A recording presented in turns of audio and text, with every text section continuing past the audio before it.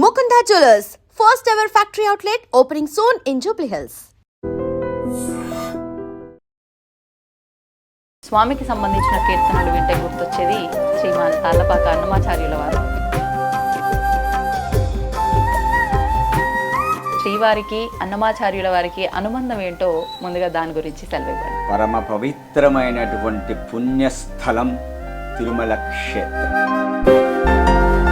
అన్నమాచార్యులు మామూలు వ్యక్తి కాదు, భగవంతుడు ఖడ్గం నుంచి ఉద్భవించినటువంటి వ్యక్తి తాళ్లపాక అన్నమాచార్యులు. షోడశ కళానిధికి షోడశోపచారములు జాడతోడనిచ్చలును సమర్పయామి. తాళ్లపాక గ్రామంలో అన్నమాచార్యులు 1408లో జన్మించి 1503లో పరమపదించినారు. అమరిన శ్రీ వెంకటాద్రి మీద దేవునకు తమితో ప్రదక్షిణాలు దండములు ఇవిగో. మొట్టమొదటిగా తొలి తెలుగు వాగ్గేయకారుడు, పదకవిత పితామహుడు తాళ్లపాక అన్నమాచార్యులు. ఎవరిని పంపిద్దామో అన్నమయ్యని పిలుచుకొని వచ్చేదానికి అనేసి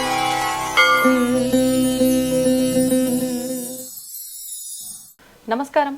ఐ డ్రీమ్ సనాతన వైభవం కార్యక్రమానికి స్వాగతం. నేను మీ విజిత.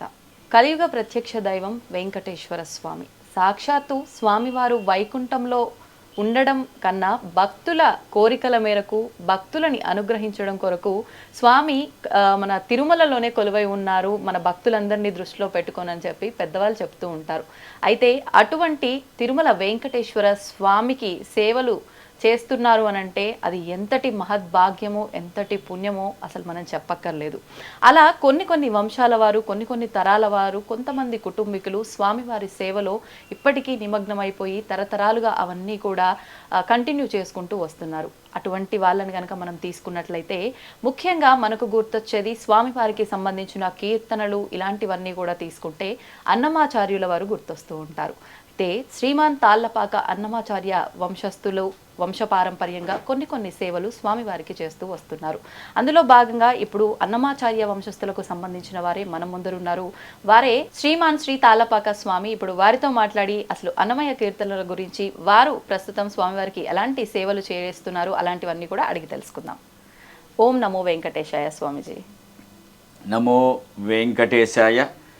సద్గురు అన్నమాచార్య పరంపరాయ నమః. స్వామి, కీర్తనలు అనే ఒక పదం కనుక వింటే, స్వామికి సంబంధించిన కీర్తనలు వింటే గుర్తొచ్చేది శ్రీమాన్ తాళ్లపాక అన్నమాచార్యుల వారు. అయితే అసలు ఎందుకు ఈ అనుబంధం ఏంటి స్వామివారికి, శ్రీవారికి, అన్నమాచార్యుల వారికి అనుబంధం ఏంటో ముందుగా దాని గురించి సెలవివ్వండి. అమ్మా, పరమ పవిత్రమైనటువంటి పుణ్యస్థలం తిరుమల క్షేత్రం. ఇటువంటి క్షేత్రంలో ఎంతోమంది భక్తులు ఆది మధ్యాంతరహితుడు శ్రీమన్నారాయణుడు వారి నుంచి, వైకుంఠం నుంచి ఈ పృథ్వీకి, ఈ వైకుంఠానికి వచ్చినటువంటి శ్రీనివాసులు.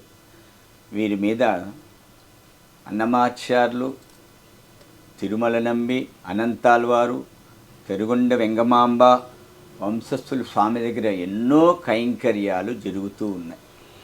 అందులో ఒక్కొక్క భక్తుడిది ఒక్కొక్క విశేషమైనటువంటి విశిష్టతని స్వామివారు ఎంచుకున్నారు. ఒకరిని పుష్ప కైంకర్యం, ఒకరిది తీర్థ కైంకర్యం, ఒకరిది హారతి కైంకర్యం, అన్నమాచార్యది సంకీర్తన కైంకర్యం. భగవంతుడు ఎలా ఉంటాడు, ఏం చేస్తాడు అనే దాన్ని సంకీర్తన రూపంలో రచించినటువంటి వ్యక్తి తాళ్లపాక అన్నమాచార్యులు. అసలు అంటే అన్నమాచార్యుల స్వామివారు యవ్వన దశలోనే తిరుమలకి దర్శనానికి రావటము, అక్కడే స్వామి ఆయనని ఒక ఆత్మకవిగా ఆయన కీర్తనల కోసం స్వామివారిని ఎంచుకోవటము, ఇదంతా నేను విన్న దాంట్లో ఒక విషయం గురుగారు. అసలు ఎలా మొదలైంది అన్నమాచార్యుల గారి ఈ ప్రస్థానం అంతా స్వామివారితో మమైకమై? నారాయణసురి లక్కమాంబ అనే దంపతులకు అన్నమాచార్యులు తాళ్లపాక గ్రామం, రాజంపేట, కడప డిస్టిక్ అమ్మ, కడప జిల్లా, రాజంపేట తాలూకా, తాళ్లపాక గ్రామంలో అన్నమాచార్యులు 1408 1408లో జన్మించి 1503లో పరమపదించినారు. ఆహా. వారు చిన్నతనం నుంచి చెన్నకేశ్వర స్వామి ఆలయానికి వెళ్ళి అక్కడ వాళ్ళ తల్లిగారు ఏది చూపిస్తే ప్రసాదమో దేవుడికి నివేదన చేశాను నాయన అంటే ఆ ప్రసాదమే తిని పెరిగినటువంటి అన్నమాచార్యులు. ఓ 6 సంవత్సరాలకి గడ్డి కోస్తూ ఉంటే వెళ్ళి గడ్డి కోసుకొని రమ్మని తండ్రి ఆజ్ఞతో వెళ్ళి ఆ గడ్డి కోస్తూ ఉండగా ఆయన వేలు తగిలి ఇప్పటికి కూడా ఆ ఆనవాళ్ళు కనిపిస్తుందమ్మా, మీరు వెళ్ళి చూడొచ్చు. ఆహాహాహా. తాళపాకకు వెళ్ళారంటే హ్మ్. కొన్ని కోసల దూరంలో ఆ బండ పైన ఇప్పటికి కూడా ఆ ముద్రలు ఉన్నాయి. మీరు ఎప్పుడైనా పరిశీలించవచ్చు. హ్మ్. ఆ చుట్టుపక్కల గ్రామస్తులను అడిగితే కూడా చూపిస్తారు. ఓకే. మొట్టమొదటిగా 6 సంవత్సరాలకి తిరుమల చేరుకున్నారు.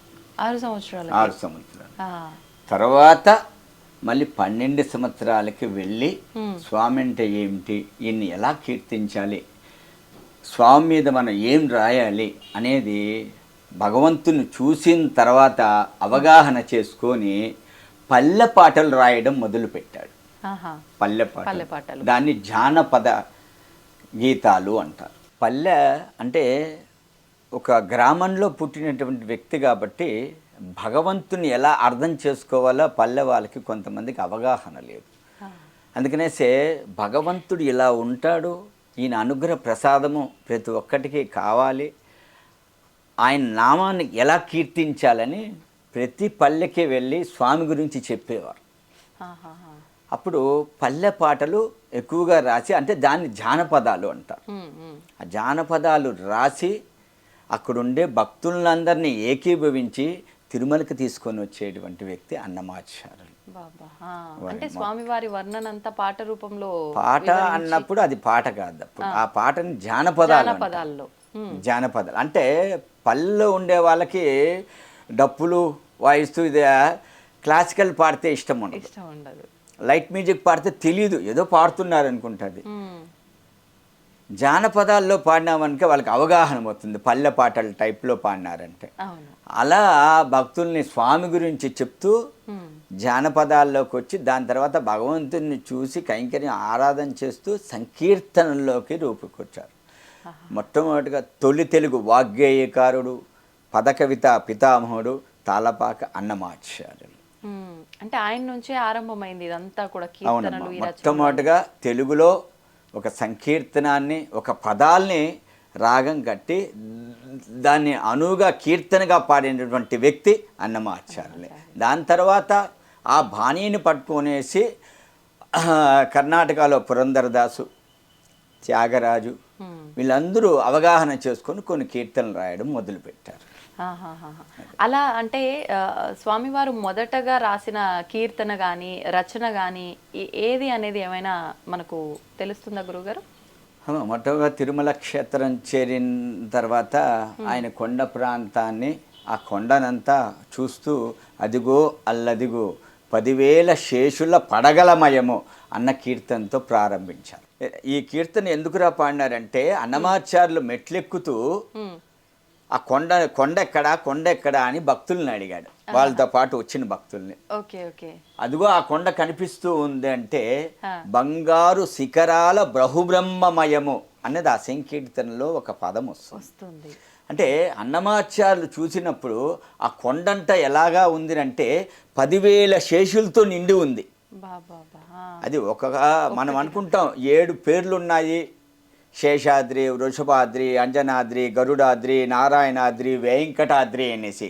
కానీ అన్ని కొండలు కాదవి, ఒకటే కొండ, ఒకటే పర్వతం. ఆ పర్వతానికి ఇన్ని నామాలు ఉన్నాయి అన్నమాట. అందుకనేసి అన్నమాచార్యులు చూసినప్పుడు ఎలా ఉంది అంటే ఆయనకి బంగారు శిఖరాల బహుబ్రహ్మమయము. ఆ కొండంతా ఎలా కనిపించిందిరా అంటే ఇద్దరికీ కనిపించింది బంగారు కొండలాగా. ఒకటి రామానుజాచార్యులకి, తర్వాత అన్నమాచార్యులకి ఆ కొండ బంగారంలాగా ఉంది అనేసి నేటికి శిలాశాసనాల్లో ఉంది. ఓకే. అయితే స్వామివారు రాసిన, అన్నమాచార్యుల గారు రాసిన ఈ వాటిల్లోనే కీర్తనల్లోనే ఒకటి బ్రహ్మ కడిగిన పాదము అని చెప్పి, అది ఏమైనా? అమ్మా చాలా కీర్తనలు ఆధ్యాత్మికము, శృంగారము, వైరాగ్యము, జ్ఞానము, మోక్షమని ఇలా సంకీర్తనలు రచించినారు అన్నమాచార్యులు. తిరుమల క్షేత్రంలో మాకు సుప్రభాతంలో ఏ కీర్తనలు పాడాలి, ఏకాంత సేవలో ఏ కీర్తనలు పాడాలి, అవే పాడుతూ ఉంటాం. మేము బ్రహ్మ కడిగిన పాదం కూడా పాడుతూ ఉంటాం. బ్రహ్మ కడిగిన పాదము బ్రహ్మము తానేని పాదము, బ్రహ్మ కడిగిన పాదము. ఇది ఒకరోజు ఏకాంత సేవకి సమయం అవుతుంది. అన్నమాచారి కాలం నాటి కాలం అమ్మ ఇది. మా పూర్వీకులు చెప్పగా మేమందరూ అదే కథని అందరికీ చెప్తున్నాం. వారి అన్నమయ్య నిలయంలో వారు శయనిస్తూ ఉన్నారు. ఇంకా శయనోత్సవానికి స్వామి దగ్గరికి వెళ్ళాలి, ఇంకా వెళ్ళలేదు. ఆ రోజు నిద్రపోయినాడు అన్నమాచార్యులు. అరే స్వామివారు పరదా తీసి చూస్తున్నారంట. ఇంకా అన్నమయ్య రాలేదా, నాకు సంకీర్తన పాడాలి, నేను నిద్రించాలి, ఆయన కీర్తన ఉంటేనే నాకు నిద్ర వస్తుంది అన్న భావన చేసుకుంటూ ఉండి ఈ పక్క పరదా తీస్తే అరే అన్నమయ్య రాలేదా, ఈ పక్క పరదా తీస్తే అన్నమయ్య రాలేదా అని చూస్తూ ఉన్నారంట. ఇంకా రాలేదు, ఎవరిని పంపిద్దామో అన్నమయ్యని పిలుచుకొని వచ్చేదానికి అనేసి ఎవరు పోకపోతే ఎవరి కైంకర్యాల్లో ఎవరి సేవల్లో వాళ్ళు అందరూ నిమగ్నమై ఉన్నారు. స్వామివారే వెళ్ళారు స్వయాన.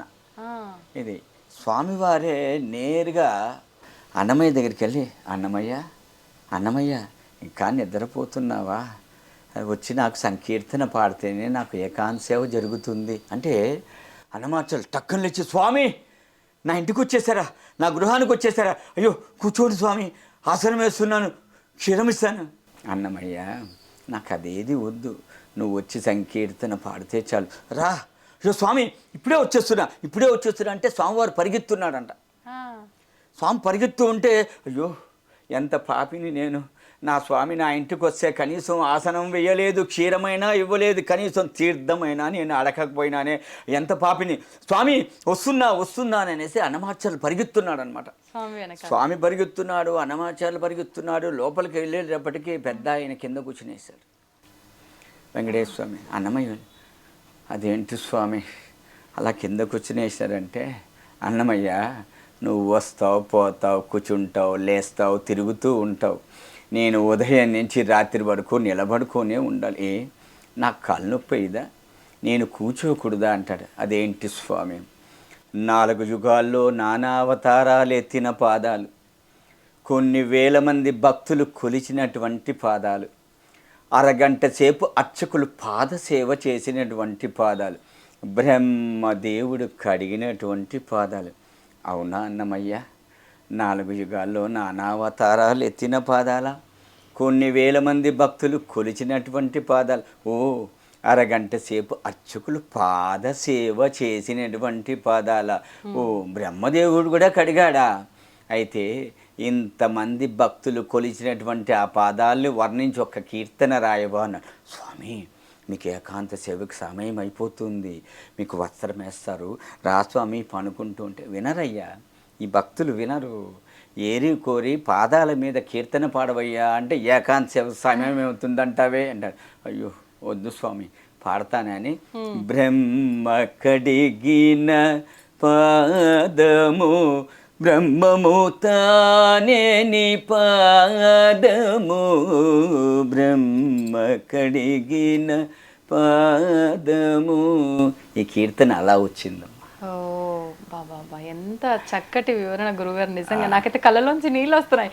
స్వామి అంటే నా కాళ్ళు నొప్పి వస్తున్నాయి అనగానే అసలు నిజంగా ఇక్కడ స్వామి ఉండి చెప్తున్నాడేమో అనిపించింది, నాలో ఆ భావన కలిగింది. నిజంగా అద్భుతం గురువు గారు. అన్నమాచార్యులు రాసినటువంటి సంకీర్తనలు ఇతిహాసాలు, పురాణాలు, రామాయణం, భారతం, భాగవతం, ప్రబంధాలు, ద్రవిడం, భగవద్గీత ఇవన్నీ చదివి 32,000 కీర్తనలు రాశారా, లేదా ప్రకృతినంతా చూసి వర్ణించి కీర్తనలు రాశారా, లేదా భగవంతుణ్ణి అణువు వర్ణించి కీర్తనలు రాశారా అన్న విధంగా ఉంటుంది అన్నమాచార్యులు రాసించినటువంటి సాహిత్య సంకీర్తనలు, పదాలు, అర్థాలు నిగుడ అర్థాలు మనం అర్థం చేసుకోవాలి. ఏదో శ్రవణార విందంగా ఒక సంకీర్తన విన్నాము అంటే వినడం కాదు, ఆ సంకీర్తన సాహిత్య భావం వింటే మనకు తెలుస్తుంది. అరే అన్నమయ్య సంకీర్తనలో వెంకటేశ్వర స్వామి మా ఎదురింటివాడా పక్కింటివాడా కాదు మా ఇంటివాడే అన్న విధంగా ఉంటుంది వారు రచించిన సంకీర్త సాహిత్య భావ నిగుడ అర్థాలు.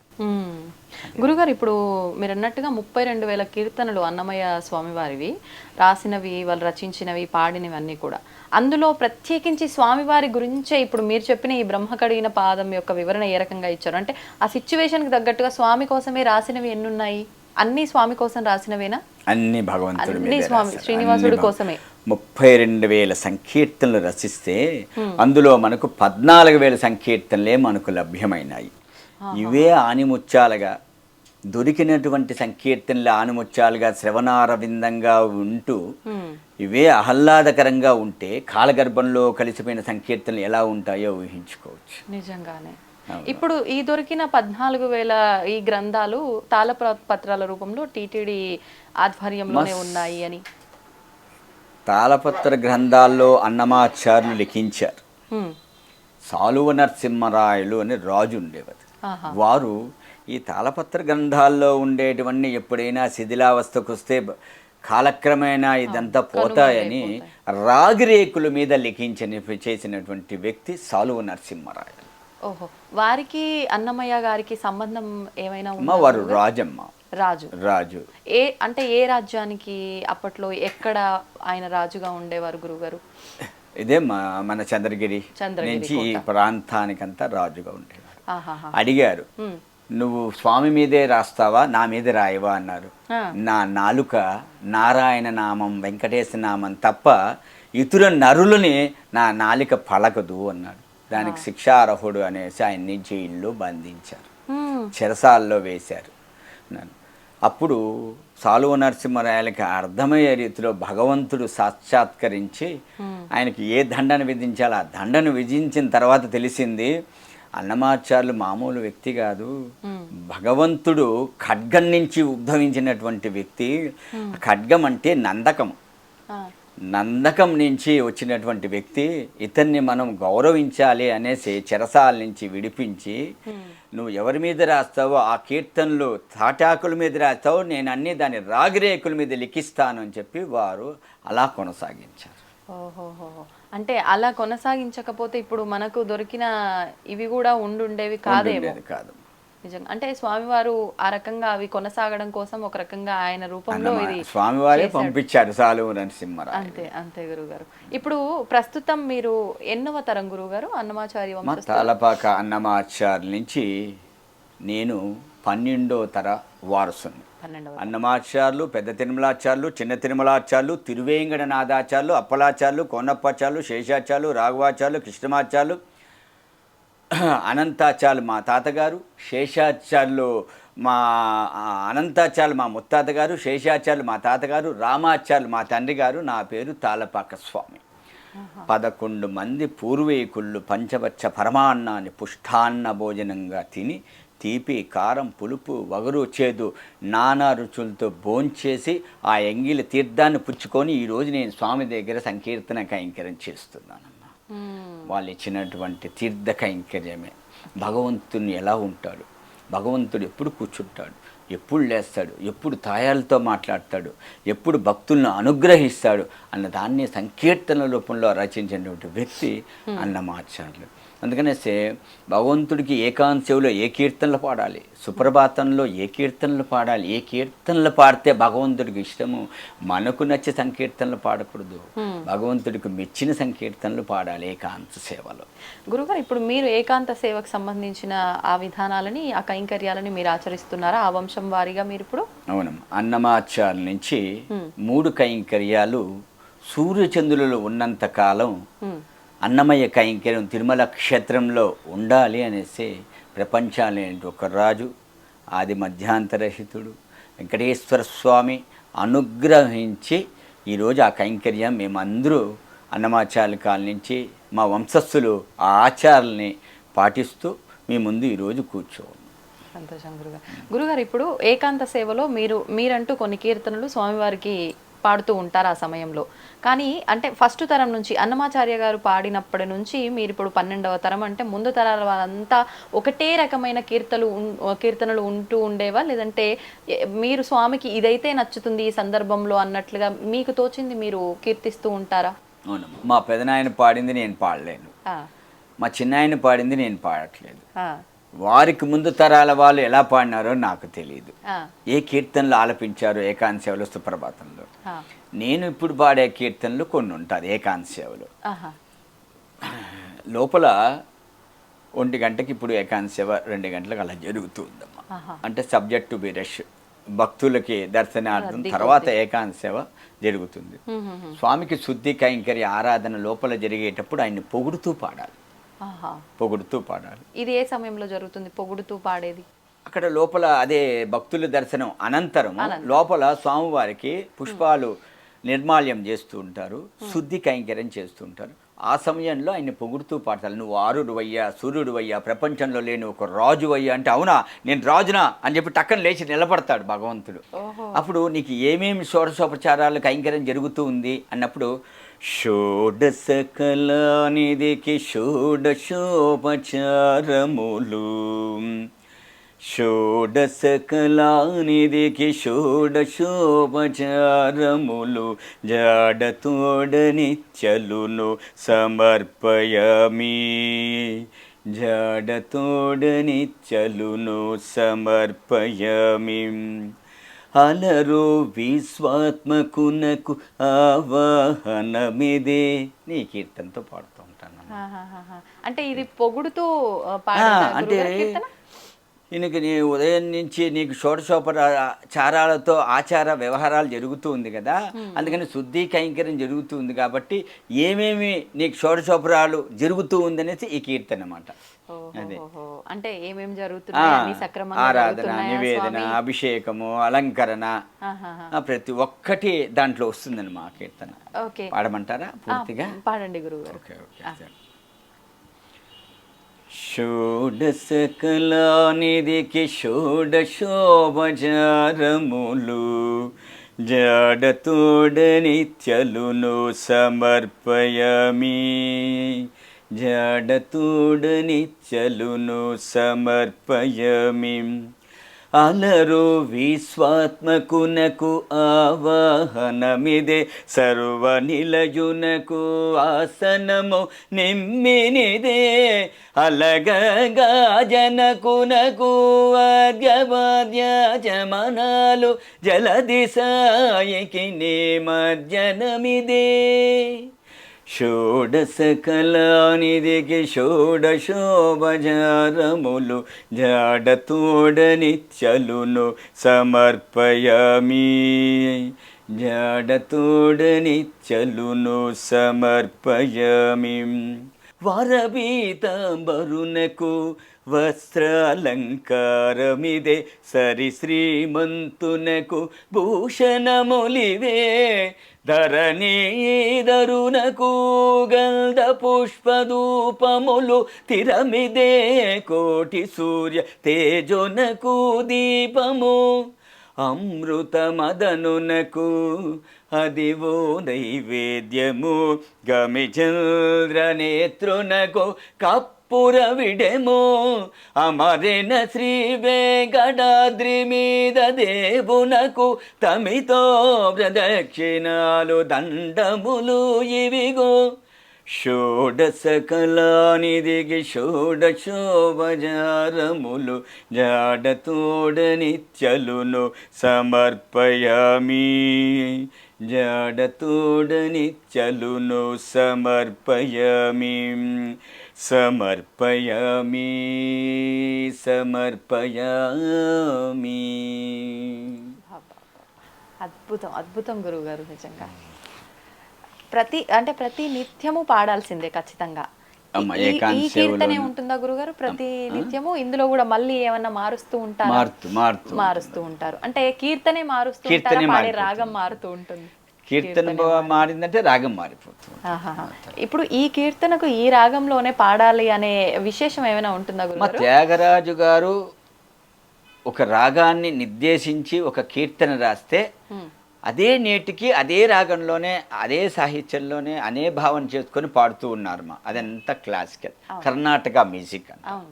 కానీ అన్నమాచార్యులు ఈ రాగం నిర్ధారణ చేసి ఈ తాళమును నిర్ధారణ చేసి బాహ్య ప్రపంచంలోకి పుస్తక రూపంలో అన్నమాచార్య ప్రాజెక్ట్ వారు దాన్నంతా ముద్రణ చేసి బయటకు వచ్చింది. కానీ వారు లిఖించబడినటువంటి ఆ రాగాలు మనం పాడలేకపోతున్నాం. కొన్ని కీర్తనలు పాడుతున్నాం కొన్ని.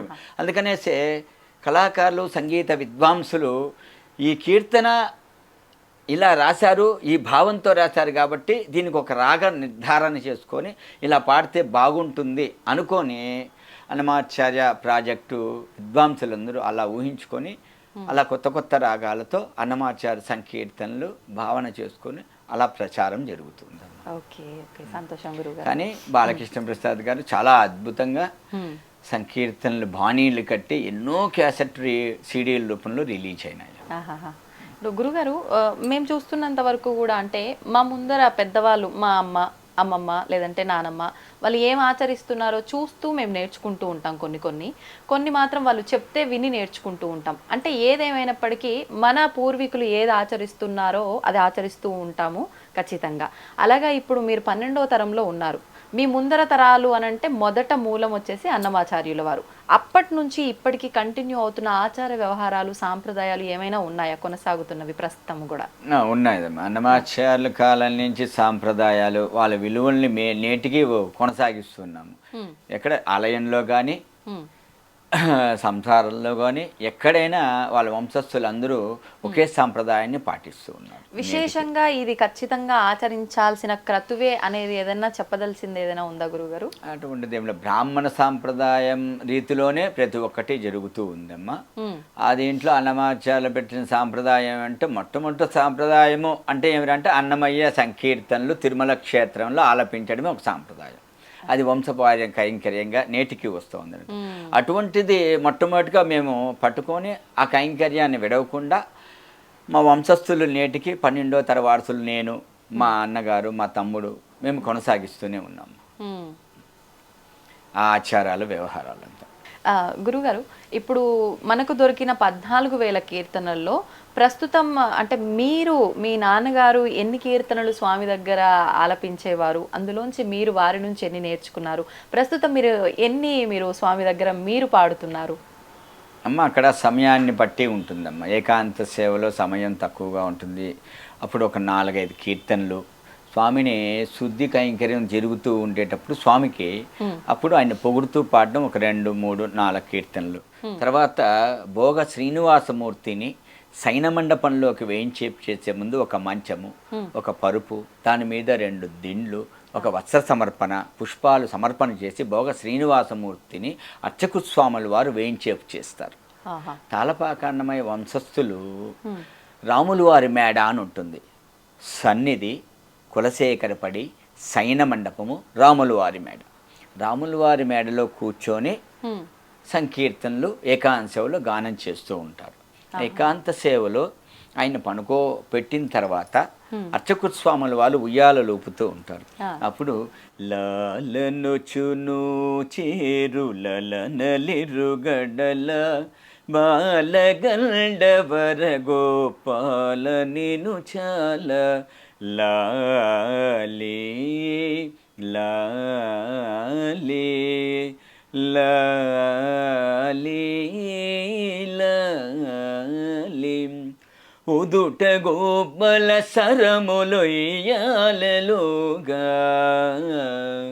పదరిక కలరవము బహుగతులు మృగ ఒదిగి చెంపల కోపులకింత వీగ ముదురు చెమటల నలికముల దోపదోగా లాలి లాలి లాలి లాలి లాలి లాలి లాలి లాలి. అంటే స్వామివారికి ఇష్టమైన కీర్తనలే అన్నమయ్య కీర్తనలు. ఇందాక మీరు చెప్పినట్టుగా ఆయన కీర్తన లేనిది నిద్రించలేనని వెళ్ళి వారినే స్వయాన తీసుకొచ్చుకున్న స్వామికి అన్నమయ్యాచార్య కీర్తన ఇంత చక్కటి గాత్రంలో వింటే నాకు తెలిసి స్వామి కీర్తన మొత్తం వినేదాకా కూడా మెలుకుతూ ఉండరేమో. అంటే ఈ కీర్తనలే కాదు, ఏకాంత సేవలో చాలా కీర్తనలు సైన కీర్తనలు అని ఉంటుంది, ఇవే పాడుతూ ఉంటాం. Okay okay. అలర చంచలమైన అలర చంచలమైన ఆత్మలందుండని అలవాటు చేసని ఉయ్యాల పలుమారును శ్వాస పవనమందుండని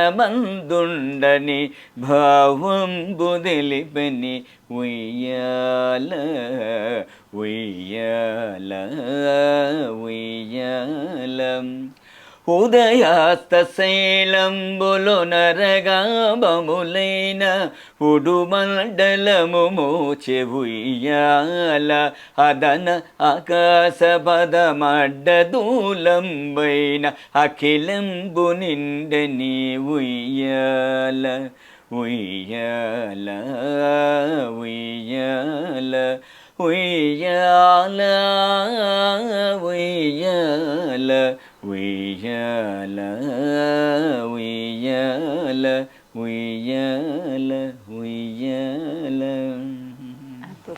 ఇది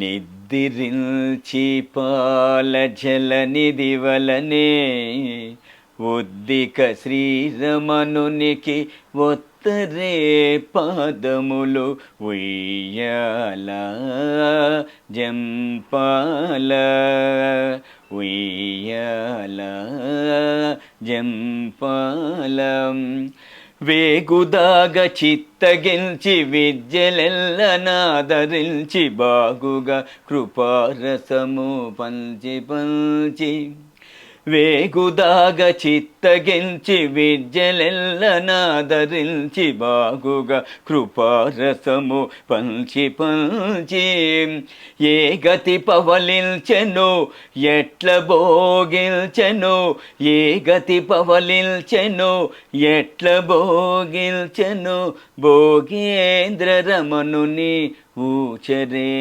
ఉయ్యాల ఉయ్యాల జంపాల ఉయ్యాల జంపాల సరగుణ యోగ నిద్ర చాలించి లోకమెల్ల కరుణించదలచి వెంకటగిరిపై అరుదుగా సకల లోక ఆరాధ్యుడై మించి అరుదుగా సకల లోక ఆరాధ్యుడై మించి విరివినాల వట్టాలు విసరరే సతులు నిద్రించి పాల జల నిధి వలనే ఉద్దిక శ్రీరమణునికి ఒత్తరే పాదములు ఉయ్యాల జంపాల ఉయ్యాల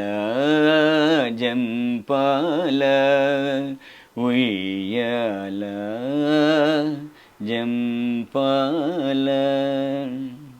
అద్భుతం గురుగారు. గురుగారు, ఇలా స్వామివారికి ఇప్పుడు ఏకాంత సేవలో ఇలాంటి కీర్తనలు మీరు పాడుతూ ఉన్నారు. ముందర మీరు స్వామివారిని పొగుడుతూ కొన్ని పాడుతూ ఉంటారు అని చెప్పారు. అంటే ఈ రెండు విధానాల్లోనైనా స్వామివారికి సంబంధించి ఎన్నెన్నో సేవలు ఉన్నాయి. సుప్రభాత సేవ అని వివిధ సేవలు ఉన్నాయి. ఆ సేవల్లో కూడా మీరు ఆలపించే కీర్తనలు ఏమైనా ఉన్నాయా? లేదమ్మా, ఆ సమయంలో ఏముండదా? ఓన్లీ ఏకాంత సేవ, సుప్రభాతలో మేల్కొలుపు కైంకర్యము, ఏకాంత సేవలో సైనోత్సవ కైంకర్యము, సైన కీర్తనలు, జోల, లాలి, ఉయ్యాల, కళ్యాణోత్సవం అనేది 3 కైంకర్యం. అప్పుడు శ్రీదేవి భూదేవి తాయార్లిద్దరూ తాళపాక వాళ్ళింటి ఆడబిడ్డలుగా మేము కన్యాదానం చేస్తే స్వామివారికి కళ్యాణోత్సవం అభిజిత్ లగ్నంలో మధ్యాహ్నం 12 గంటలకు, అది అన్నమాచార్య కాలం నుంచి కొనసాగుతూ ఉందమ్మా. నేటికి టీటీడీ వారు నిర్వహించేటువంటి కళ్యాణోత్సవంలో కూడా తాళపాక వాళ్ళది కన్యాదాన కైంకర్యం నేటికి జరుగుతూ ఉందండి.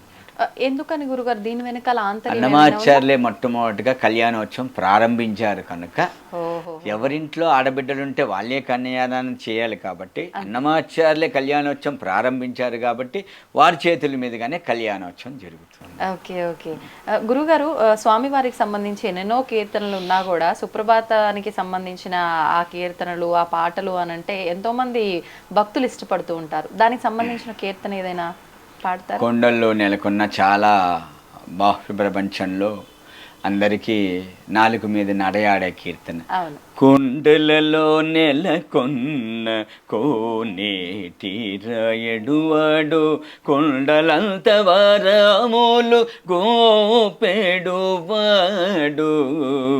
కొండలలో నెలకొన్న కోనేటి రాయడువాడు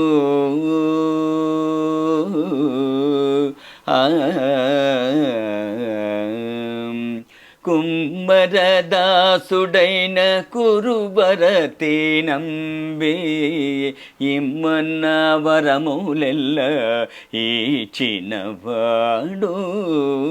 దొమ్ములు చేసిన ఎట్టి తొండమాంచే కురవర్తి రమ్మన్న జోడికి వచ్చి నమీనవాడు.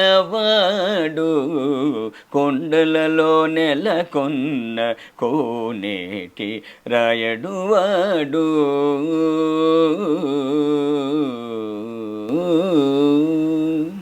అద్భుతం గురుగారు. గురుగారు, మీరు ఇంతకు ముందర ఒక విషయం చెప్పారు. ముందుగా అన్నమాచార్యుల వారు పల్లె పాటలకు సంబంధించి వాళ్ళని అందరినీ కూడా స్వామి వర్ణనని వాళ్ళకి ఆ రకంగా ప్రేరేపించి అందరినీ తిరుమలకి తీసుకు వచ్చేవారు అని చెప్పి, ఆ విధంగా అంటే ఇప్పుడు మీరు ఆయన వంశస్థులుగా అలాంటి క్రతువులు ఏమైనా చేస్తున్నారా ముందర తరాల వారు కానీ ఇప్పటి వాళ్ళు కానీ? మా పూర్వీకులు ఏమి కానీ చేయలేదు. నేను తిరుమలలో చేరిన తర్వాత ఊరూరా అన్నమయ్య, ఇంటింటా అన్నమయ్య అనే కాన్సెప్ట్ ఒకటి తీసుకుని వచ్చి ప్రతి శనివారము 2 తెలుగు రాష్ట్రాల్లోనూ మా అన్నమయ్య సేవలు జరుగుతూ ఉంది. ఊరూరా అన్నమయ్య, ఇంటింటా అన్నమయ్య. ఏ రకమైన సేవలు గురువు గారు? మేము అన్ని ఆలయాల్లోనూ అన్నమాచార సంకీర్తనలో నాట్య ప్రదర్శనలు, ఇటు ఎండోమెంటు ఆలయాలు కానీ ప్రైవేట్ ఆలయాలు కానీ దేవస్థానం సంబంధించిన ఆలయాల్లో కూడా అన్నమయ్య సేవలో శ్రీవారి సేవ అనేసి భరతనాట్యాలు, కూచిపూడి, భగవద్గీత అందరికీ భాష ప్రపంచానికి తెలిసేటట్టుగా మా అన్నమయ్య సేవలు, నాట్య ప్రదర్శనలు, భగవద్గీత పారాయణాలు, దాని తర్వాత కీర్తనలు. అదేవిధంగా ఇంటింట అన్నమయ్య అంటే ప్రతి శనివారం ఒకరింట్లో వాళ్ళ ఇంట్లో సాంప్రదాయంగా పారాయణము, కొంతసేపు భజన, దాని తర్వాత కీర్తనలు, గోవిందనామాలు, తర్వాత స్వామివారికి ఒక టెంకాయ కొట్టి నివేదన చేసేసేసి హారతి ఇచ్చేయడము. ఇది చేస్తూ ఉన్నాం. అందుకంటే వాళ్ళల్లో భక్తి భావన ప్రతి ఇంట్లోనూ తీసుకురావాలి. అందుకనైతే మేమేమో అనుకుంటున్నాం అంటే పల్లెల్లో తీసుకుని వస్తే వాళ్ళందరూ కన్వర్ట్ అయిపోతున్నారు. భగవంతుడి మీద భక్తి కనిపించట్లేదు వాళ్ళలో. అందుకనే వెంకటేశ్వర స్వామి ప్రపంచంలోనే ఓర్పు, శాంతము, సహనం గల దేవదేవుడు ఎలా ఉంటాడు అనే దాన్ని అన్నమాచార సంకీర్తన రూపంలో ఉంది. అందుకనే ప్రతి ఇంట్లోనూ గోవిందనామాలు పలకాలి, ఒక సంకీర్తనలు నేర్చుకోవాలి అన్న విధంగా ఇంటింటా అన్నమయ్య అని ప్రచారం చేస్తున్నాం. ఓకే, అంటే మీరు ఇంటింటా అన్నమయ్య అనే కాన్సెప్ట్ ఎవరింట్లో చెయ్యాలి ఏంటి అనేది ఎవరు ముందుగా ఎవరింటికైనా వెళ్ళి చేస్తాం. వీళ్ళు వాళ్ళు అనే లేదు, భక్తులు ఏ భక్తులైనా పర్వాలేదు. పారాయణము అని అంటే దేనికి సంబంధించి గురువు? విష్ణు పారాయణం, సహస్రనామ పారాయణము ఆ విధంగా ఉంటుంది. ఓకే, ఆ తర్వాత భజన అన్నారు. మీరు ఇప్పుడు పాడుతున్నవన్నీ కీర్తనలు. మరి భజనలు పల్లెలు ఎవరైనా ఆ ఇంట్లో ఉండేవాళ్ళు మాకు భజన వచ్చండి, మాకు కీర్తనలు రావు అంటే వాళ్ళది కొంచెంసేపు అలా వాళ్ళకి నచ్చిన రూపంలో మేము వెళ్ళిన వాళ్ళే పాడాలని లేదు. ఎవరికి తోచింది భగవంతుడికి నాకు ఈ భజన వచ్చండి, ఈ పాట వచ్చండి, నేను ఈ కీర్తన పాడతానంటే పాడమని చెప్తాం. దేవుడి కోసం పాడుతున్నారు, మన కోసరం కాదు కదా. అందుకోసం మీరు కూడా పాడండి. ఇంట్లో 10 మంది వచ్చి ఉంటారు భక్తులు, ఒకరికన్నా ఒక పాట వచ్చి ఉంటుంది కదా, ఒకరికన్నా ఒక భజన చేస్తారు కదా. అందుకని వాళ్ళ దగ్గర పాటిస్తాము, తర్వాత మేము పాడతాము. ఇప్పుడు మీరు వారి వంశస్థులుగా స్వామి వారి దగ్గర ఆ సేవ, ఆ కీర్తనలు పాడే భాగ్యం మీరు తీసుకున్నారు. ఇంట్లో వాళ్ళు కూడా అంటే ఇవన్నీ వాళ్ళ వంశీకులుగా పాడుతూ ఉండడము అలాంటివి ఏమైనా ఉన్నారు. చేస్తుంటారా? అన్నమాచార్య వంశస్థులు, శేషాచార్యులు వాళ్ళ కుటుంబీకులు 6 మంది ఉన్నారు. 6 మందిలో ఒక్కొక్క కుటుంబంలో ఒక్కొక్కరు పాడేవాళ్ళు ఉన్నారు. ఆహాహా. వాళ్ళు అంటే ఇప్పుడు స్వామివారి దగ్గర స్వామివారి దగ్గర 6 కుటుంబీకుల్లో 3 కుటుంబీకులను భగవంతుడు కైంకర్యంగా తీసుకున్నారు. 3 కుటుంబీకులు వాళ్ళని. Okay okay. ఇప్పుడు అంటే మీరు 12వ తరం అన్నారు. అలా ప్రస్తుతం ఇప్పుడు ఈ 2025 వరకు ఎన్ని తరాల వారు ఉన్నారో మీకు ఏమైనా అంచనా? 13వ తరం వాళ్ళు ఉన్నారు, 14వ తరం వాళ్ళు కూడా ఉన్నారు. అలా ఎన్ని తరాల వరకు? అంతే 14 వరకే తరాల ఉన్నారు. వరకు ప్రస్తుతం ఉన్నారు. 14వ తరం. ఓకే. మీలో ఒకరికొకరికి సంబంధాలు ఉంటూ ఉంటాయి. అందరూ అందరూ ఉన్నారు. మేము ఒకసారి చిన్న మా 6 మంది కుటుంబీకుల్లో చిన్న ఫంక్షన్ అయినా 100 మంది దాటేస్తాం. ఆహాహాహా. Okay okay. మరి ఎందుకని విశేషంగా ఈ 6 కుటుంబీకులు ఉంటే 3 కుటుంబీకులనే ఎంచుకోవటం, వాళ్ళు ముగ్గురే అంటే భాగస్వామ్యం అవ్వటం? అక్కడ కైంకర్యము 3 కైంకర్యాలే కదమ్మా. అవును అవును. అందుకనేసి వేరే కైంకర్యాలు లేవు కదా భగవంతుడి దగ్గర. మా స్థానము ఏకాంతసేవ, సుప్రభాతము, కళ్యాణోత్సవం. అందుకని మేము ముగ్గురు అడ్జస్ట్ చేసుకుంటున్నాం. మిగతా ఇంకేదైనా ఎక్స్ట్రా కైంకర్యాలు ఉంటే టీటీడీ వారు కల్పిస్తారు వాళ్ళకు కూడా అవకాశాన్ని. ఓకే. అంటే భగవంతుడు ఆయన ఎవరినైతే పిలిపించి దలుచుకున్నాడో వారినే పిలిపించి వాళ్ళ దగ్గర పాడించుకుంటున్నారు. ఎన్నో జన్మల పుణ్య ఫలం ఉంటేనే అన్నమాచార్య వంశస్థుల్లోనూ జన్మిస్తారు. నిజంగా గురువు. అటువంటి రాలిన ముత్యాలని ముగ్గురిని తీసుకున్నారు. కానీ గురువుగారు ఇలా అడుగుతున్నాను ఏమీ అనుకోవద్దు. ఇప్పుడున్న ఈ కలియుగంలో ఎంత ఒకే తల్లి కడుపులో పుట్టిన అన్న తమ్ముళ్ళు, అక్క చెల్లెళ్ళు అయినా ఒకరు ఎదుగుతుంటే ఒకరు తక్కువలో ఉంటే కొన్ని సందర్భాల్లో తెలియక ఎన్నెన్నో కొట్లాటలు, ఎన్నెన్నో వివాదాలు చూస్తూ ఉంటాము. అంటే మీరు ఆయన వంశీకులుగా ముగ్గురు ఉండి ముగ్గురు లేకుండా ఉండటం అనేది ఆయన భగవంతుడి దయే. కానీ ఈ భేదాభిప్రాయాలు ఎక్కడ రావట్లేదా గురువుగారు? మాది ఎప్పుడు రాలేదు. వాళ్ళకే వచ్చింది, మాకెందుకు రాలేదని అన్న భేదాభిప్రాయం మా వంశంలో ఎవరికి రాలేదు.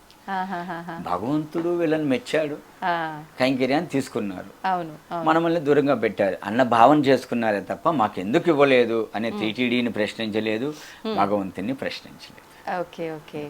అంటే ప్రశ్నించకపోయినా వారిలో వారికి కొంచెం మనస్పర్ధలు, వివాదాలు అలాంటివి కూడా తలెత్తే అవకాశాలు ఉంటాయి. కానీ అవి కూడా లేవు.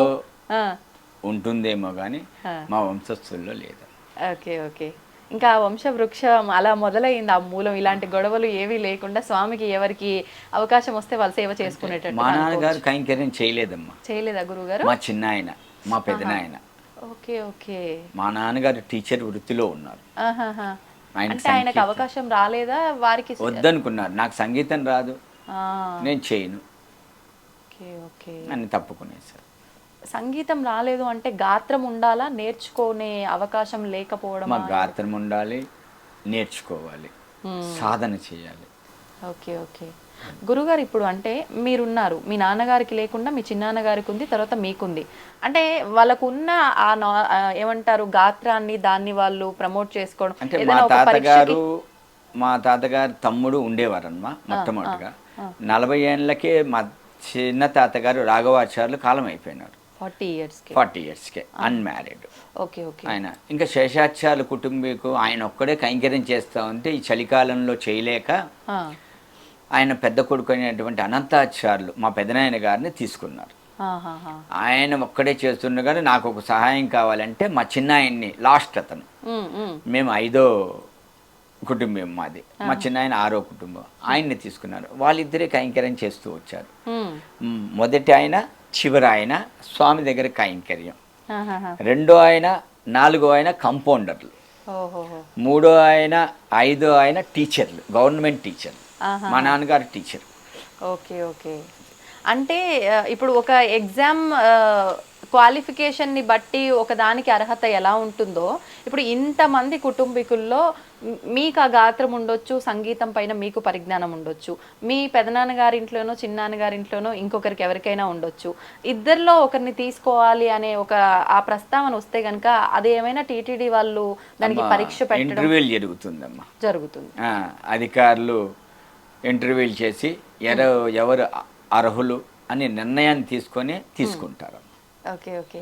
ఇప్పుడు మీ తర్వాత మీ ఇంట్లోంచి మీకు 2 కుమారులను విన్నాను, వాళ్ళలోంచి ఎవరైనా సంగీతం నేర్చుకుంటున్నారా? వచ్చే అవకాశం? ఇద్దరు నేర్చుకున్నారు. మా చిన్నవాడు నేర్చుకున్నాడు, మా అన్న కొడుకు ఇంకొక అతను ఉన్నాడు. ఇప్పుడున్న అన్నదమ్ముల్లో పిల్లలు అందరూ నేర్చుకున్నారు. ఆహాహా. వాళ్ళు 5-6 మంది ఉన్నాము. అందరూ నేర్చుకున్నారు.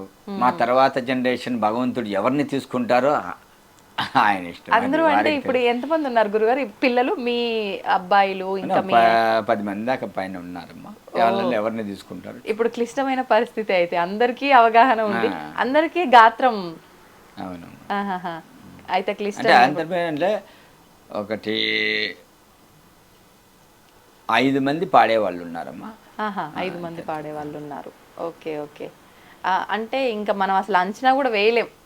ఇప్పుడు దీంట్లో కూడా రిటైర్మెంట్ అనేది ఏమైనా ఉంటుందా గురుగారు? ఎన్ని సంవత్సరాలు? పారంపర్యంగా ఉన్నది. మళ్ళీ గవర్నమెంట్ రూల్స్, దేవస్థానం వాళ్ళ రూల్స్ ప్రకారం 65 సంవత్సరాలకి రిటైర్మెంట్ ఉందమ్మా. 65 years. 65 years. ఓకే.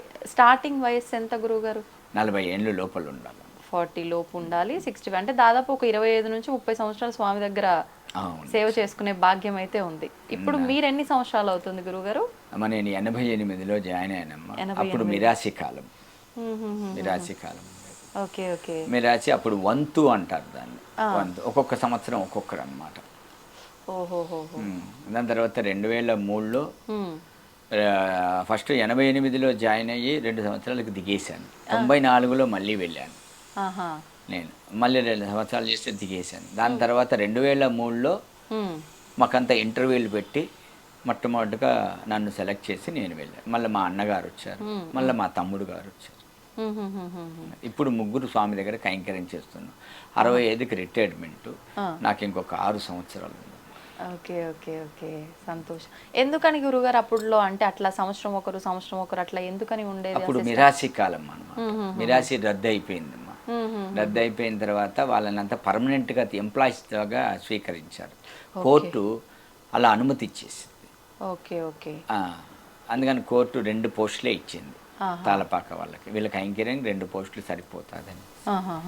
అది ఇంకా అవకాశం అందరికి రావాలన్నట్లుగా కూడా ఒక రకంగా అదేలేండి. ఇప్పుడు ఎలా ఉంది గురుగారు? ఇప్పుడు పరిస్థితులు ఎలా ఉన్నాయి? అంటే ఇప్పుడు కూడా అదే విధానం కొనసాగుతుందా లేదంటే ఇప్పుడు ముగ్గురు కంటిన్యూ చేస్తున్నారు? అంటే మారటాలు సంవత్సరం తర్వాత 2 అలాంటిది ఏమీ లేదు, వరుసగా ఇప్పుడు మీరు ఇంకొక 6 సంవత్సరాలు ఉంటారు. పర్మనెంట్ ఎంప్లాయీస్ కదా, అందుకని రోజు డ్యూటీకి వెళ్ళాలి. Okay okay. అంటే ఎన్ని అవర్స్ అని ఉంటుందా గురుగారు? అవర్స్ అని ఏం లేదు, సేవ. సేవ. ఆ సేవ టైంకి వెళ్ళాలి రావాలి అంతే. ఓకే. ఎంతసేపు ముందర వెళ్తూ ఉంటారు? అంటే ఒక్కొక్క రోజు భక్తుల రద్దీని బట్టి ఒక్కొక్క రకంగా ఉంటుందేమో కదా గురుగారు దర్శనాల సమయం? సాయంత్రం వెళ్ళిపోతాము, రాత్రి ఏకాంత సేవ జరుగుతుంది. Subject to be rush. ఒకసారి 12కి, ఒకసారి 1 గంటకి, ఒకసారి 2 గంటలకి అట్లా. ఇంకా ప్రతిరోజు సాయంత్రం మళ్ళీ ఉదయం మేల్కొలుపు అని అంటే అది మీరు అక్కడే ఉంటాము. నైట్ అక్కడే ఉంటారు? అక్కడే ఉండి సుప్రభాతం కూడా చూసుకొని 4 గంటలకు వచ్చేస్తాం. 3 గంటలకు సుప్రభాతం. Okay okay. 4 గంటలకు వచ్చేస్తాం. సాయంకాలం వెళ్ళి ఇంకా మార్నింగ్ సుప్రభాతం కంప్లీట్ చేసుకొని రావటమే. ఓకే. ఇప్పుడు అంటే మీరు ఈ సేవలు చేస్తున్నందుకు గాను, అన్నమాచార్య వంశస్థులుగా గాను ఈ 2 విధానాలు కనుక దృష్ట్యా తీసుకుంటే ఎటువంటి అంటే మీకు స్పెషల్గా ఏమన్నా అక్కడ విధానాలు, నియమాలు అలాంటివి ఏమైనా ఉంటూ ఉంటాయా గురుగారు? ఊళ్ళో దేవుడి దగ్గర స్పెషల్ ఏముంటుందమ్మా? భగవంతుడి దగ్గర పేద గొప్ప ధనికుడు అని ఏముండదు, సమానమే. భగవంతుడి దగ్గర కైంకర్యం చేసేటువంటి భక్తులు కూడా సమానమే. ఎవరి కైంకర్యం, ఎవరి సేవ వాళ్ళదే. పుష్ప కైంకర్యం వాళ్ళ సేవ, తీర్థ కైంకర్యం వాళ్ళ సేవ, అర్చక కైంకర్యం, దీక్షితుల కైంకర్యం వాళ్ళ సేవ, తలపాక వాళ్ళది, తరుగుండ వాళ్ళది, గొల్ల సన్నిధి గొల్ల కైంకర్యం. ఎవరి కైంకర్యాలు ఎవరి వాటికి ఏం చేయాలి, అక్కడ ఎంతసేపు ఉంటుంది అనేది వాళ్ళు చేసుకుంటూ పోతూ ఉంటాం. ఎవరు ఎక్కువ ఎవరు తక్కువ అనే భేదభావన ఎవరికి ఉండదు. దేవుణ్ణి తాకే కైంకర్యం దీక్షతులు వాళ్ళు తీర్థమిస్తే మిగతా వాళ్ళందరూ పుచ్చుకుంటూ ఉంటారు. వాళ్ళే ప్రధానం. Okay okay. దీక్షతులు, అర్చకులే ప్రధానం. ఇప్పుడు ఈ ఏకాంత సేవ ఇవన్నీ కూడా అంటే భోగ శ్రీనివాసమూర్తికి జరుగుతూ ఉంటాయా లేకపోతే స్వయాన మూల విరాట్కి దగ్గర ఉండి ఏదైనా విధానం ఉంటుందా? ఎక్కడ జరుగుతుంది గురుగారు ఇదంతా కూడా? లోపల మన దీక్షితులు వాళ్ళు ఈ సేవల గురించి, లోపల ఉండేటువంటి బేరాల గురించి వారు చెప్తూ ఉంటారమ్మా.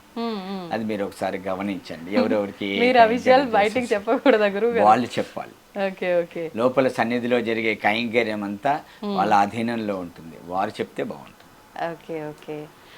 ఇప్పుడు గురుగారు అంటే మీరు ఆల్రెడీ ఇంటింటా అన్నమయ్య అని ఇలా ఒక రకంగా అవేర్నెస్ కల్పిస్తూ అందరిలో కూడా అన్నమయ్య కీర్తనల్ని విశ్వవ్యాప్తం చేస్తున్నారు. ఒక రకంగా ఒక మెసేజ్ ఇవ్వాలి ఈ జనరేషన్ వాళ్ళకి అన్నమయ్య కీర్తనల గురించి అని అంటే ఏం మెసేజ్ ఇస్తారు గురుగారు? ఒకప్పుడు బ్యాంకుల్లో ఒక హిందీ పదం నేర్చుకోండి అనేవాళ్ళు మా చిన్నప్పుడు. బోర్డు, బ్లాక్ బోర్డు పైన రాసి పెట్టేవాళ్ళు ఒక హిందీ పదం నేర్చుకోండి. ఆ మాదిరిగా రోజుకొక సంకీర్తన వినండి, వారానికి ఒక సంకీర్తన నేర్చుకోండి, మాసానికి ఒక సంకీర్తన సాహిత్య భావాన్ని అర్థం చేసుకోండి.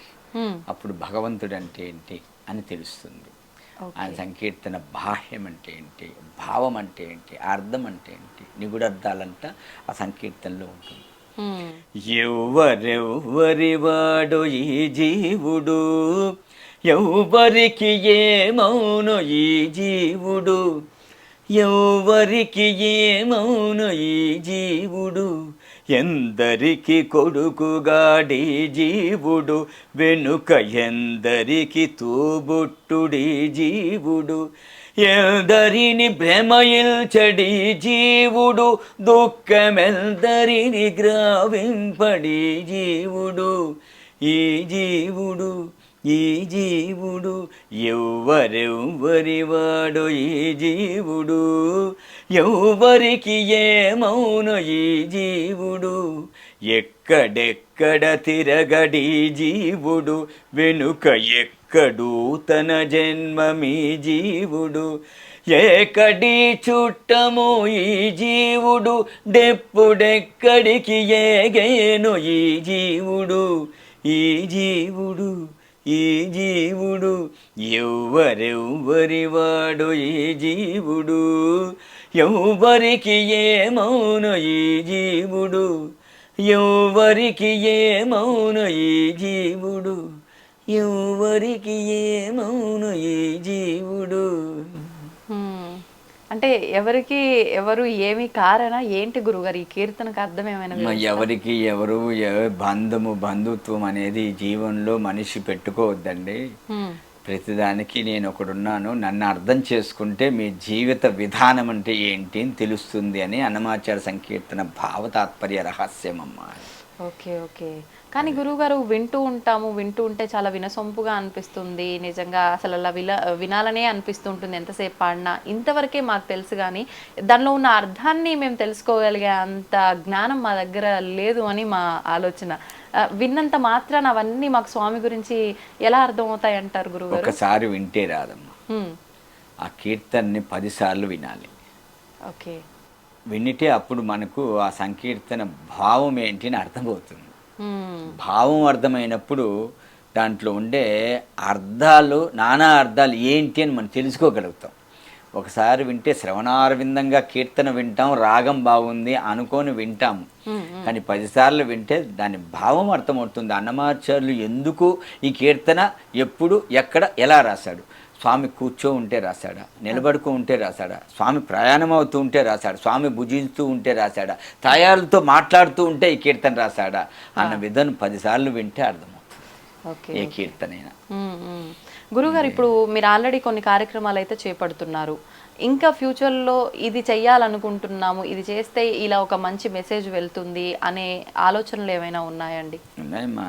ఇంకా బాహ్య ప్రపంచానికి అన్నమయ్య సంకీర్తనలు ప్రచారంలోకి ఇంకా ముందుకు తీసుకెళ్లాలనేసే తాళపాక వంశస్థులందరూ అనుకుంటున్నారు. ఓకే. టీటీడీ తిరుమల తిరుపతి దేవస్థానం వాళ్ళు అన్నమాచార్య ప్రాజెక్టు స్థాపించి అక్కడ ఉండేటువంటి కళాకారులతో విద్వాంసులచే కొత్త కొత్త సంకీర్తనలు, సంగీత బాణీలు కట్టి క్యాసిడీల రూపంలో రిలీజ్ చేస్తున్నారు. అది బాహ్య ప్రపంచానికి చాలామంది భక్తులకి అందిస్తూ ఉన్నారు. వాళ్ళు ఒక ధోరణగా వెళ్తూ ఉన్నారు. వంశస్థులుగా మా కర్తవ్యం ఏంటి, మేము ఎందుకు పుట్టాము వంశస్థులుగా, మేము ఏం చేయాలి అన్నది మేము నిర్ధారణ చేసుకొని మేము కూడా సంకీర్తనలు ప్రచారం చేస్తున్నాం. Okay okay. మీరు అంటే ఎవరికైనా ఇంట్రెస్ట్ ఉన్న వాళ్ళకి చెప్తూ ఉంటారా గురుగారు, ఒక గురువు స్థానంలో ఉండి సంకీర్తనలు క్లాసెస్ తీసుకోవడం అనేది? నేను క్లాసెస్ ఏం తీసుకోవట్లేదు. అన్నమయ్య సంకీర్తనలు, సాహిత్యము, స్వామి దగ్గర కైంకర్యాలు ఏంటి, అన్నమయ్య కైంకర్యాలు ఏంటి, ఏ కైంకర్యాలు ఎవరెవరు చేస్తున్నారు, ఆహా. మేము ఏం కీర్తనలు పాడతాము అవి వరకే చెప్తాము, కానీ Okay. సంకీర్తనలు మేము ఎవరికి నేర్పించట్లేదు. మాకే రావు. అయ్యయ్యో మీకు రాకపోవడం ఏంటి గురువు గారు? స్వయాన వెళ్ళి సాక్షాత్తు ఆ స్వామి దగ్గరే మీరు పాడుతూ ఉన్నారు, మీకు రాకపోవడం ఏంటి నారాయణ గురుగారు? నారాయణ నారాయణ. గురుగారు మీ వెనకాల చూస్తుంటే అన్నమయ్య స్వామివారి విగ్రహం కనిపిస్తోంది, స్వామి చేతిలో ఏదో పట్టుకున్నట్టుగా కనిపిస్తుంది, అసలు ఏంటది? మాది తంబూరా అంటారు. తంబూరా అంటే అది మ్యూజిక్ అవునమ్మా, దానికి 4 స్ట్రింగ్స్ ఉంటుంది. ఓకే. స్ట్రింగ్స్ దాని నుంచి సజ్జమము పంచమము, మళ్ళీ సజ్జమము పంచమును 4 స్ట్రింగ్స్ ఉంటుంది అనమాట. దాని ద్వారా శృతి అంటారు. ఓకే. శృతి, ఆ శృతిని పట్టుకొని మేము లోపల కీర్తనలు పాడాలన్నమాట. తంబూరా అంటారు. ఓహో, అవి తీసుకొని వెళ్తారు మీరు. నందకము అన్నమాచార్యులు ఒక ఖడ్గం నుంచి ఉద్భవించారు అన్నారు. అవును. నందకము అంటే అది ఒక ఖడ్గం అన్నమాట. అంటే ఆ ఖడ్గం పేరు నందకమా గురుగారు? కత్తి. కత్తి అది భగవంతుడికి ఎక్కడరా ఉంటుందంటే మహావిష్ణువు నిలబడితే నాభి నుంచి తిరువడి వరకు ఉంటుంది.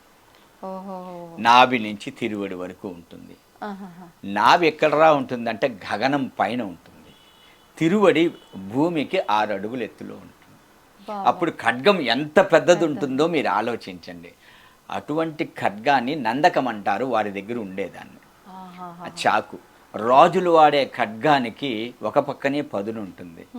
భగవంతుని నుంచి వచ్చినటువంటి ఖడ్గానికి ఇరుపక్కల పదునున్నట్టుగా ఆధ్యాత్మ, శృంగారం, భక్తి, జ్ఞానం అని 4 రకాలుగా రచించినటువంటి వ్యక్తి తాళపాక అన్నమాట. ఓకే. ఇప్పుడు అంటే 4 రకాలుగా రచించారు అని చెప్పారు, అందులో మీరు పాడిన కీర్తనలు దేనికి భక్తి కీర్తనలు పాడతాము. లోపల ఏకాంశవులు అన్ని భక్తి కీర్తనలే వస్తుంటుంది, కొన్ని కీర్తనలు శృంగార కీర్తనలు వస్తుంది ఏకాంశవులు. అంటే అక్కడ స్వామిని అమ్మవారిని ఇద్దరిని స్మరిస్తూ వస్తుందా గురుగారు? అక్కడ ఎలా ఉంటుంది? ఫస్ట్ స్వామివారిని ఆవాహన చేసి అర్చకులు స్వామిని వెళ్ళి పనుకోబెడతారు. అప్పుడు మేము కీర్తనలు పాడుతుంటాం, సైన కీర్తనలే. దాంట్లో కృష్ణుడి మీద పునర్వసు వచ్చిందంటే స్వామి మీదే, రాముడి మీద పాడుతూ ఉంటాము. ఓకే. ఓకే. అదే రోహిణీ నక్షత్రం వచ్చిందంటే కృష్ణుని మీద పాడుతూ ఉంటాము. శ్రవణ నక్షత్రం ఉంటే స్వామి మీద రోజు పాడే పాటలే పాడుతూ ఉంటాము. తాయార్లు తిథి నక్షత్రాలు ఏది వచ్చింటే మంగళవారాలు, శుక్రవారాల్లో తాయారు మీద పాడుతూ ఉంటాం. ఏమని పొగడుదు మేయిక నీను ఆమని సొబగుల అలమేల్ మంగ, ఏమని పొగడుదు మేయిక నీను ఆమని సొబగుల అలమేల్ మంగ, ఏమని ఏమని ఏమని పొగడుదు మే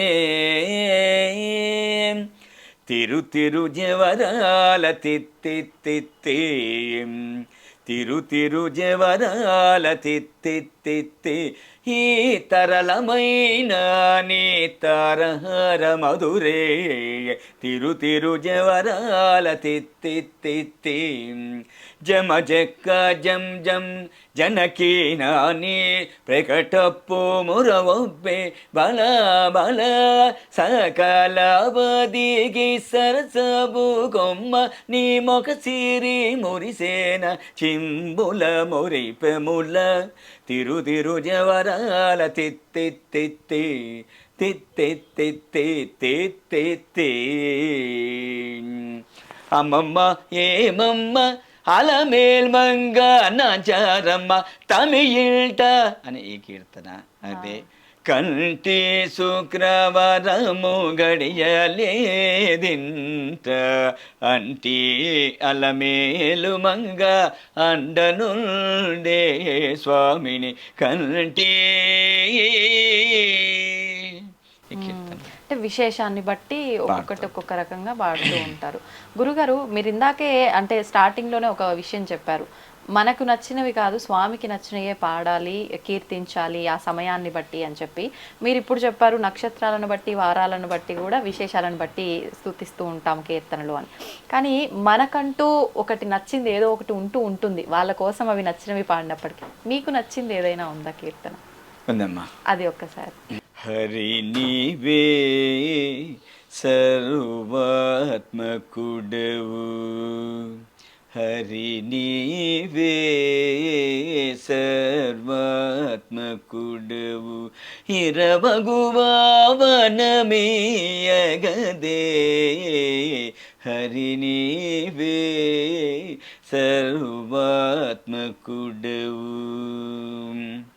చూడక మానవు చూచేటి కన్నులు, ఏడనేవైన ఇతరములు, నీడల నిల్త నిరూపములే గదయిడువడని ఇహమీయగదే, హరి నీవే సర్వాత్మకుడవు. కలుగక మానదుకాయపు సుఖములు, ఇలలో పలగలవెన్నైనా, అలరిన శ్రీ వెంకటాధిపనికే ఇలనర్పితము ఇహమీయగదే, హరి నీవే సర్వాత్మకుడవు, హరి నీవే, హరి నీవే. ఈ పాట నాకు చాలా ఇష్టం, ఈ కీర్తన. ఎందుకని గురుగారు? అంటే ఎన్నో కీర్తనలు ఉన్నప్పటికీ ఇదే మీకు ఎందుకు అంత నచ్చింది? నా పేరు ఆయన పేరు ఒకటే కనుక హరి హరి అని. నాకు చిన్నప్పటి నుంచి ఈ కీర్తన చాలా ఇష్టం, ఎక్కువగా ఈ కీర్తన పాడుతుంది. మీరు ఏ వయసులో నేర్చుకున్నారు గురుగారు ఈ కీర్తనలు కానీ, సంగీతం కానీ ఇవన్నీ? 15వ సంవత్సరం. 15వ సంవత్సరం. అప్పటి నుంచి ఇంకా స్వామి కీర్తనలు ఏదో ఒకటి పాడుతూ ఉండేవారా నేర్చుకున్న దగ్గర నుంచి? మీరు నేర్చుకుంటున్నప్పుడు మొదటగా నేర్చుకున్నది మీకు గుర్తుందా? మొత్తం సంగీతమే నేర్చుకున్నాను. మొదటగా నేర్చుకున్న పాట నిత్య పూజలేవేవో నిరసిననో, ప్రత్యక్షమైనటి పరమాత్మోనికి నిత్య పూజలేవేవో.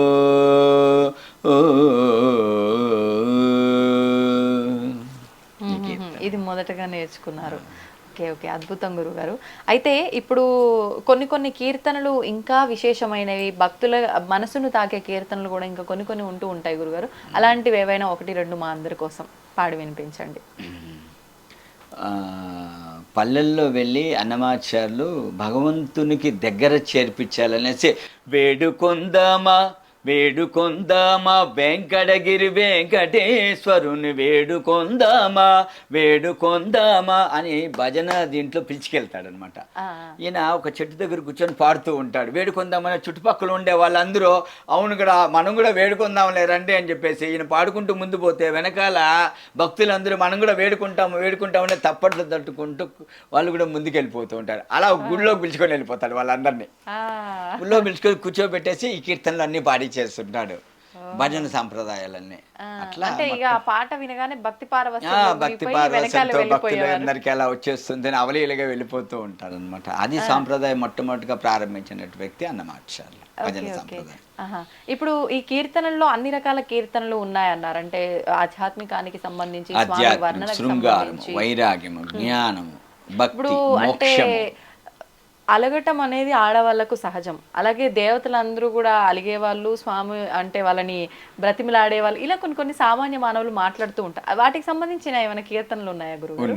అవి ఏమైనా పాడతారా? తిరుమల క్షేత్రంలో ఏకాంత సేవలో ఏకాంత సేవ అయిపోయేది 4 అడుగులు వేస్తారు అన్నమాచార్యులు జోచ్యుతానంద పాడేసిన తర్వాత. జో అచ్యుతానంద జో జో ముకుంద రావే పరమానంద రావే పరమానంద రావే పరమానంద రామ గోవింద జూ జూ జూ జూ నందు నింటను చేరి నయము మీరంగా చంద్రవదనలు నీకు సేవ చేయంగా అందముగా వారిన్ల ఆడుచుండంగా మందలకు దొంగ మా ముద్దురంగా జూ జూ జూ జూ జూ జూ జూ జూ. ఈ కీర్తన పాడిన తర్వాత ఈ కాలంలో లేదు కదమ్మా, అన్నమాచార్య కాలంది చెప్తున్నాను. పాడుతూ ఉంటే స్వామి నిద్రపోయినారు అనుకొని అన్నమాచార్యులు 2 అడుగులు వేస్తారు. వేస్తేనే స్వామి అన్నమయ్య అంటాడు. అదేంటి స్వామి మీరు ఇంకా నిద్రపోలేదా అంటాడు. నాకెక్కడ నిద్ర వస్తుంది, నువ్వు పాడుతూ ఉన్నావు, ఈ ఉయ్యాల ఊగుతూ ఉంది, నీ పాట నిలిపేశావు, ఉయ్యాల ఆగిపోయింది, నా నిద్రపోయింది అన్నప్పుడు మరి ఏం చేయమంటారు స్వామి అంటే, పద్మావతి దేవిని పిలవయ్యా, ఉయ్యాలు ఊపుతూ ఉంటే నాకు నిద్ర వస్తుంది అన్నాడు. అప్పుడు విచ్చేయవమ్మ వెన్నెలబమ్మ మచ్చిక మరునిడాక మగోరిడాక అన్న కీర్తన పాడుతున్నాడు అన్నమాట. అప్పుడు తాయారు పరిగెత్తుకొని వస్తుంది. ఆడవాళ్ళు పొగడ్తలకి పడిపోతారు. అమ్మవారిని అమ్మా తల్లి జగజ్జనని లోకపావని మాత పద్మావతీదేవి నీ మనసు ఎటువంటిదమ్మా అంటే, గగనంలో వీచేటువంటి చంద్రబింబం అనేటువంటి ఆ కాంతి చల్లదనానికంటే నీ మనసు చాలా మెచ్చదైందమ్మా అని అంతే పడిపోయింది అమ్మవారు. అప్పుడు పరిగెత్తుకొని అలా తాయాలని కూడా ఇలా పిలుస్తూ ఉంటాడు అన్నమాట. అలివేలు మంగమ్మని కూడా అంటే ఆవిడ మహత్యాన్ని గొప్పతనాన్ని పొగుడుతూ చెప్తూ ఒక కీర్తన ఉంది అని విన్నాను. ఆ కీర్తన ఏమైనా? చాలా కీర్తనలు అది ఒక్కటి ఏమైనా పాడండి గురుగారు. ఇప్పుడు పాడిందంతా అమ్మవారి పైన. అమ్మమ్మ ఏమమ్మా అనేది, ఏమని నిన్ను పొగడదను స్వామి అడుగుతారు. ఎప్పుడు నా మీద పాడతావు, లక్ష్మీదేవి మీద శ్రీదేవి భూదేవి వాళ్ళ మీద పాడంటే వాళ్ళని పొగిడేంత స్తోమత నాకు లేదు, ఆమెను ఏమని పొగడదు నేను అని కీర్తిస్తారు. ఓకే ఓకే, అదే సంతోషం గురుగారు. చాలా చక్కటి విషయాలు మాట్లాడారు. నాకైతే చాలా సంతోషంగా ఉంది. అంటే ఎన్నో తరాల నుంచి ఇట్లా స్వామివారి సేవలో ఉండి మనందరికీ గుర్తొచ్చేది స్వామివారి వర్ణన, ప్రతి ఒక్క విషయంలో గుర్తొచ్చేది అన్నమయ్య స్వామివారి కీర్తనలు. ఆ కీర్తనలకు సంబంధించిన వంశస్థులైన మిమ్మల్ని కలవటం, మీతో ఇన్ని విషయాలు పంచుకోవడం నాకు చాలా ఆనందంగా ఉంది గురుగారు. ఆయన సేవ చేస్తున్నందుకు మీరు అదృష్టవంతులైతే, మీ అందరితో మాట్లాడుతున్నందుకు నేను కూడా ఎంతో అంత అదృష్టం చేసుకున్నానని అనుకుంటున్నాను. నమస్తే అండి. ఐ డ్రీమ్స్ వారికి నాకు ప్రత్యేక కృతజ్ఞతలు, ధన్యవాదాలు. వెంకటేశ్వర స్వామి ఆశీస్సులు పరిపూర్ణంగా ఉండాలని, ఈ ఐ డ్రీమ్స్ ఛానల్ ఇంకా మంచి అభివృద్ధి కావాలనేసి భగవంతుణ్ణి ప్రార్థన చేసుకుంటూ స్వామివారి ఆశీస్సులు తప్పకుండా ఉండాలని కోరుతున్నాను. నమో వెంకటేశాయ. సద్గురు అన్నమాచార్య పరంపరాయ నమః. ధన్యవాదాలు గురుగారు. నమో వెంకటేశాయ. And for more videos, please subscribe to iDream. Please subscribe to iDream. Please subscribe iDream. And please subscribe to iDream. For more videos, subscribe to iDream. please like, share and subscribe to the channel. Congratulations, iDream. Subscribe to iDream. Subscribe to iDream. So subscribe to iDream Media. iDream team andarki huge congratulations. Please subscribe iDream Media. Please subscribe to iDream. Subscribe iDream. Please subscribe to iDream. iDream అంటే నా కళల ఛానల్ను subscribe చేసుకున్న నోరు తిరుగుతలేదు, మీరైతే గంట గుర్తు కొట్టండి. For more such videos, please subscribe to iDream. Subscribe to iDream. Please subscribe to iDream. Please subscribe iDream Media. Please do subscribe to iDream. Please subscribe to iDream Media. For best entertainment and information, please subscribe iDream. And don't forget to subscribe to iDream.